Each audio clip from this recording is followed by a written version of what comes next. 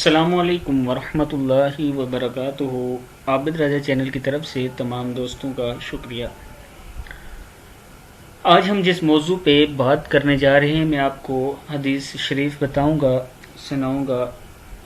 اس سے پہلے تمام دوست میرے چینل کو سبسکرائب، لائک، کمنٹ اور شیئر کریں تاکہ ڈیلی ویڈیو آپ لوگوں تک پہنچ سکے۔ تو آج کا موضوع ہے حضرت عثمان رضی اللہ تعالی عنہ۔ حضرت عثمان رضی اللہ تعالیٰ عنہ کی یوم شہادت 18 ذی الحج ہے۔ اس کے اوپر حضرت عثمان رضی اللہ تعالیٰ عنہ کی شان میں بیان ہونے والی حدیث میں آپ لوگوں تک آج پہنچاؤں گا۔ امید کرتا ہوں کہ میری پہنچائی ہوئی حدیث آپ لوگ آگے بھی شیئر کرتے ہیں اور اس پر عمل بھی کرتے ہیں۔ کہتے ہیں کہ حضرت عثمان رضی اللہ تعالیٰ عنہ ہمیشہ حق پر ہوں گے۔ حضرت مرہ بن کعب روایت کرتے ہیں کہ نبی اکرم صلی اللہ علیہ وسلم نے فتنوں کا ذکر فرمایا اور ان کا نزدیک ہونا بیان کیا۔ اتنے میں ایک شخص کپڑے سے سر کو لپیٹے ہوئے گزرا۔ آپ صلی اللہ علیہ وسلم نے فرمایا، فتنہ و فساد کے دن یہ شخص حق اور ہدایت پر ہوگا۔ میں اس کی طرف اٹھا تو دیکھا کہ وہ حضرت عثمان رضی اللہ تعالیٰ عنہ ہیں۔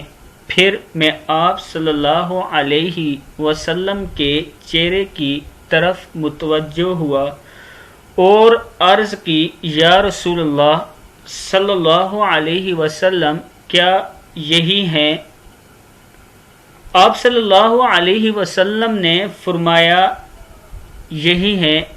اس حدیث کو امام ترمذی نے روایت کیا ہے اور یہ حدیث صحیح ہے۔ ایک بار پھر سن لیں۔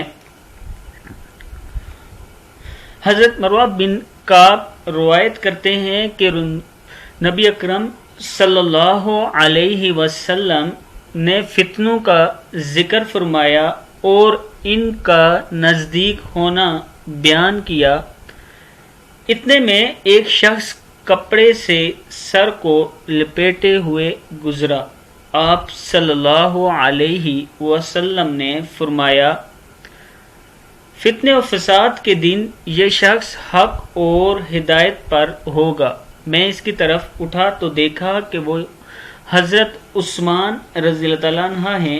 پھر میں آپ صلی اللہ علیہ وسلم کے چہرے کی طرف متوجہ ہوا اور عرض کیے، یا رسول اللہ صلی اللہ علیہ وسلم، کیا یہی ہیں؟ آپ صلی اللہ علیہ وسلم نے فرمایا، یہی ہیں۔ یہ حدیث ترمذی شریف کی ہے۔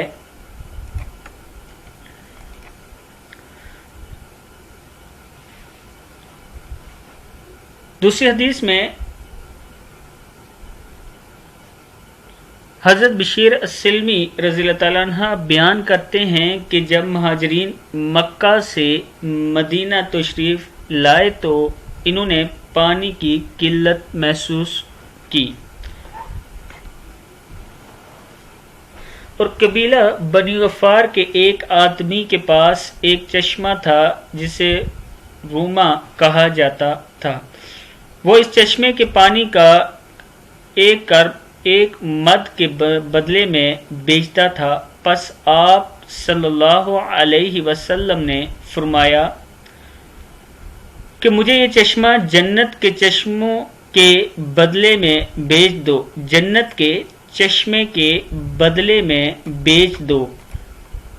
تو وہ آدمی کہنے لگا، یا رسول اللہ صلی اللہ علیہ وسلم، میرے اور میرے عیال کے لیے اس کے علاوہ اور کوئی چشمہ نہیں ہے، اس لیے میں ایسا نہیں کر سکتا۔ پس یہ خبر حضرت عثمان رضی اللہ تعالیٰ عنہ کو پہنچی تو آپ رضی اللہ تعالیٰ عنہ نے اس آدمی سے وہ چشمہ 35,000 دینار کا خرید لیا۔ پھر آپ رضی اللہ تعالیٰ عنہ حضور نبی اکرم صلی اللہ علیہ وسلم کی خدمت میں حاضر ہوئے اور عرض کیا، یا رسول اللہ صلی اللہ علیہ وسلم، اگر میں اس چشمے کو خرید لوں تو کیا آپ صلی اللہ علیہ وسلم مجھے بھی اس کے بدلے میں جنت میں چشمہ عطا فرمائیں گے جس طرح اس آدمی کو آپ صلی اللہ علیہ وسلم نے فرمایا؟ تو آپ صلی اللہ علیہ وسلم نے فرمایا، ہاں عطا کروں گا۔ تو اس پر حضرت عثمان رضی اللہ تعالیٰ عنہ نے عرض کی، یا رسول اللہ صلی اللہ علیہ وسلم، وہ چشمہ میں نے خرید کر مسلمانوں کے نام کر دیا۔ اس حدیث کو طبری نے اس کتاب میں روایت کیا ہے۔ حدیث پھر سن لیں۔ حضرت بشیر رضی اللہ تعالیٰ عنہ بیان کرتے ہیں کہ جب مہاجرین مکہ سے مدینہ تشریف لائے تو انہوں نے پانی کی قلت محسوس ہوئی اور قبیلہ بنی غفار کے ایک آدمی کے پاس ایک چشمہ تھا جسے روما کہا جاتا تھا۔ وہ اس چشمے کے پانی کا ایک مد کے بدلے میں بیچتا تھا۔ پس آپ صلی اللہ علیہ وسلم نے فرمایا کہ مجھے یہ چشمہ جنت کے چشمے کے بدلے میں بیچ دو۔ تو وہ آدمی کہنے لگا، یا رسول اللہ صلی اللہ علیہ وسلم، میرے اور میرے اہل کے لیے اس کے علاوہ اور کوئی چشمہ نہیں ہے، اس لیے میں ایسا نہیں کر سکتا۔ پس یہ خبر حضرت عثمان رضی اللہ تعالیٰ عنہ کو پہنچی تو آپ رضی اللہ تعالیٰ عنہ نے اس آدمی سے وہ چشمہ 35,000 دینار کا خرید لیا۔ پھر آپ رضی اللہ تعالیٰ عنہ حضور نبی اکرم صلی اللہ علیہ وسلم کی خدمت میں حاضر ہوئے اور عرض کی، یا رسول اللہ صلی اللہ علیہ وسلم، اگر میں اس چشمے کو خرید لوں تو کیا آپ صلی اللہ علیہ وسلم مجھے اس کے بدلے میں جنت میں چشمہ عطا فرمائیں گے جس طرح اس آدمی کو آپ صلی اللہ علیہ وسلم نے فرمایا تھا؟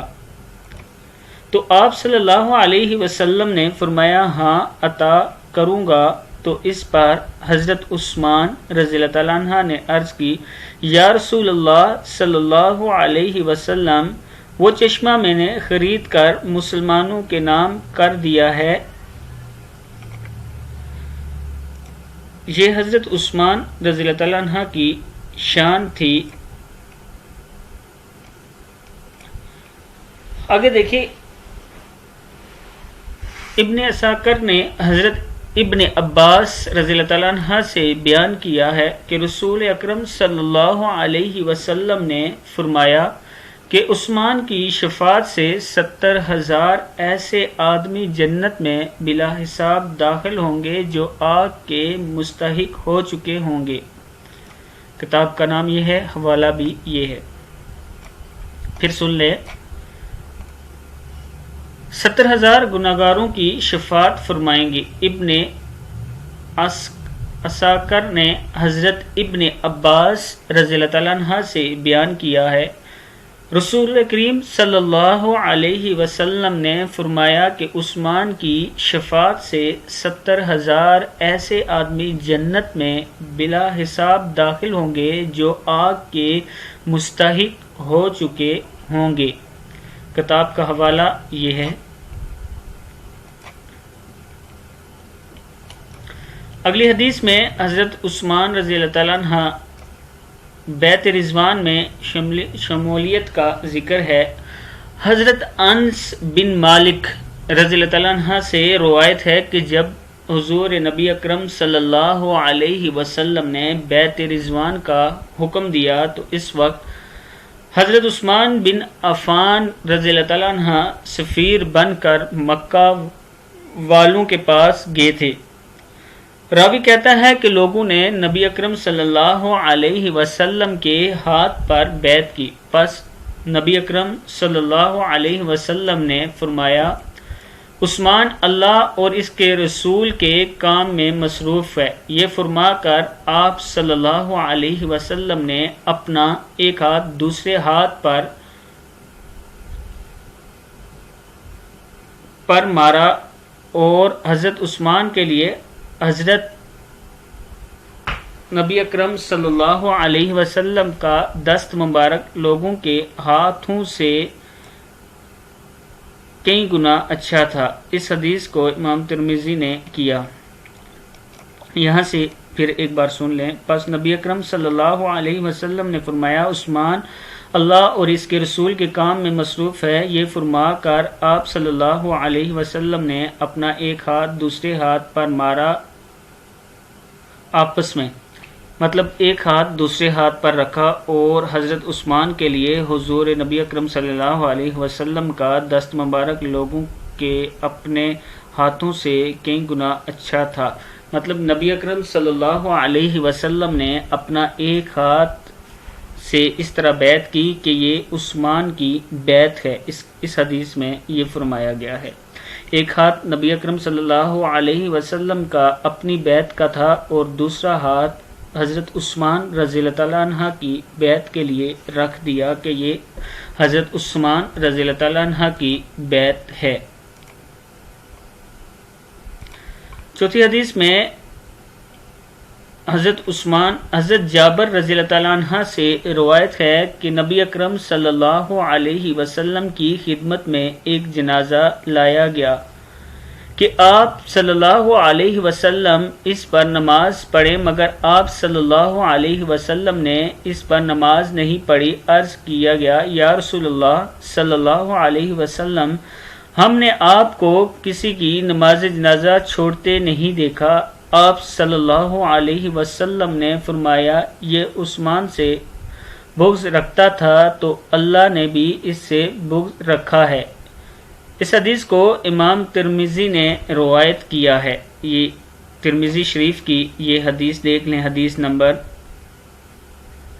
پھر سن لیں۔ حضرت جابر رضی اللہ تعالیٰ عنہ سے روایت ہے کہ حضور نبی اکرم صلی اللہ علیہ وسلم کی خدمت میں ایک جنازہ لایا گیا کہ آپ اس پر نماز پڑھیں، مگر آپ نے اس پر نماز نہیں پڑھی۔ عرض کیا گیا، یا رسول اللہ صلی اللہ علیہ وسلم، ہم نے آپ کو کسی کی نماز جنازہ چھوڑتے نہیں دیکھا۔ آپ صلی اللہ علیہ وسلم نے فرمایا، یہ عثمان سے بغض رکھتا تھا تو اللہ نے بھی اس سے بغض رکھا ہے۔ اس حدیث کو امام ترمذی نے روایت کیا ہے۔ آج کے حدیث میں میں نے شان عثمان آپ لوگوں تک پہنچائی ہے۔ امید کرتا ہوں کہ ان حدیث پہ عمل کریں گے اور ہمیشہ دعا کریں گے کہ ہم صحابہ کرام کے غلام ہی رہیں اور ہمارے منہ سے کوئی ایسی بات نہ نکلے جس سے ہمارا بغض ثابت ہو، چاہے وہ کوئی بھی صحابی ہو، چاہے وہ ابو بکر ہوں، عثمان ہوں، علی ہوں،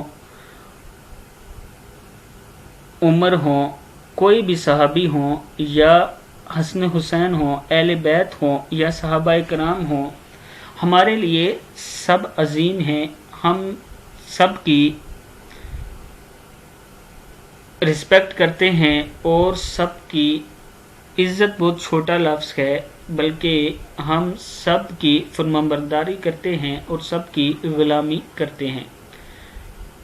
کسی بھی ایک صحابی یا اہل بیت میں سے کسی کی گستاخی کرنے والا یہ حدیث سن لے، اس لیے ہمیں چاہیے کہ اللہ تعالی ہم سے یہ سوال تو کرے گا نہیں کہ کون صحیح ہے اور کون غلط ہے، بلکہ ہمارے اپنے اعمال کا ہم سے سوال ہوگا۔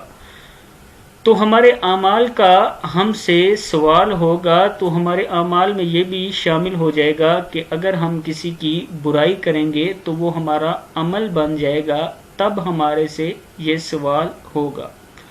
اس کے علاوہ اس طرح تو ہم سے سوال نہیں ہوگا کہ کون حق پر، کیونکہ ہم تو اس زمانے پر موجود نہیں تھے، ہمارے لیے سب حق پر تھے، اور اللہ تعالیٰ نے سب کو حق پر رکھا تھا، قائم رکھا تھا، اس لیے اہل بیت ہوں یا صحابہ کرام ہوں یا بزرگان دین ہوں، ہمارے لیے سب افضل ہیں۔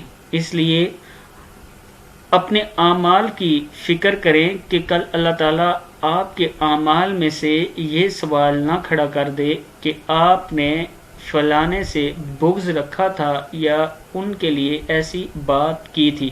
اگر بات کریں گے تو ہی اللہ تعالیٰ آپ سے پوچھیں گے کہ آپ نے بغض کیوں رکھا تھا۔ ہاں، اگر ان کی تعریف کریں گے، ان کے لیے اچھے الفاظ ادا کریں گے، ان کی غلامی میں رہیں گے تو پھر تو سوال بنتا نہیں۔ اس لیے ہمیں چاہیے کہ ہم ہمیشہ اچھے الفاظ اور اپنے اعمال کی فکر کریں۔ اللہ تعالیٰ ہم سے اسی کا سوال کرے گا جو ہم کریں گے۔ تو امید کرتا ہوں کہ آپ لوگوں تک جو حدیث میں پہنچاتا ہوں، کوشش کرتا ہوں کہ حوالے کے ساتھ پہنچاؤں، آپ لوگ ان پر عمل بھی کریں اور دوسروں تک بھی پہنچائیں۔ السلام علیکم ورحمۃ اللہ وبرکاتہ۔